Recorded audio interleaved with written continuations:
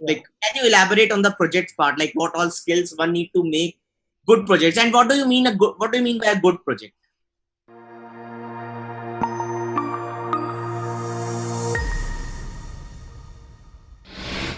So the answer to this question depends majorly on the technology you want in. Speaking in general, projects could be anything that shows your passion and creativity, basically. Also, as I said earlier, that take some time to research the company and their projects. So, for example, let's say you want to apply for a company that mainly works on delivery app like Zomato, Swiggy, etc. Then you should try to have some projects that showcase libraries that that are related to those specific projects. Like you can for example, if you are building an Android app, you should try to use libraries which use GPS, can handle APIs, have online databases, etc.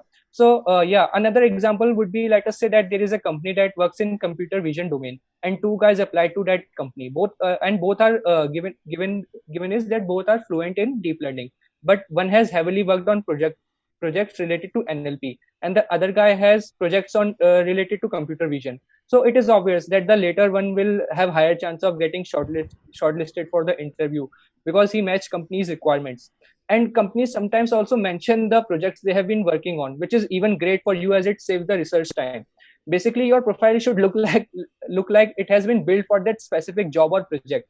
Also, try to avoid the basic or general projects which are commonly taught in all the courses. Course certificates are another thing. They are great. They shows that you are interested in that particular subject, but try to skip mediocre projects in your resume, which everyone uses. Many people will be applying for the same role, and chances are they have also listed the same projects. One another thing when it comes to project is that sometimes people come up with some good idea, and they start implementing it, but they only incorporate the necessary details and leave the rest, assuming that the employer will only focus on the ideas and not the code quality or UI, etc., or the deployment, etc. But this is generally not the case. Implementing your ideas is great, but they are no good if you haven't completed them or finished them, like an end product. So the thing is, the employer already has many ideas and theories, and is trying to find someone who can implement them and write production ready code and quality code. So try to avoid those unfinished projects in your resume. You can use them when you try to communicate with the employer, but try to skip them from your resume part. The end point is that normal but completed projects like an end product is far much better than an unfinished project with a good idea. For instance, if you choose an Android as a tech as your tech, then create an app that people will really use and publish it on Play Store. Similarly, for other techs like data science, try to deploy a model. Writing production level code gives the employer an assurance that you can handle their coding requirements. Also, many of these off-campus placements will you will apply are from startups, so they generally don't have the resources, both in terms of time and capital, to train you on how to write production level code.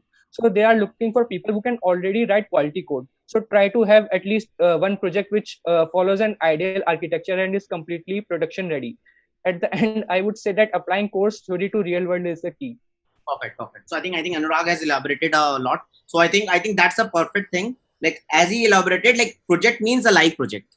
Android project means you need to have that Play Store.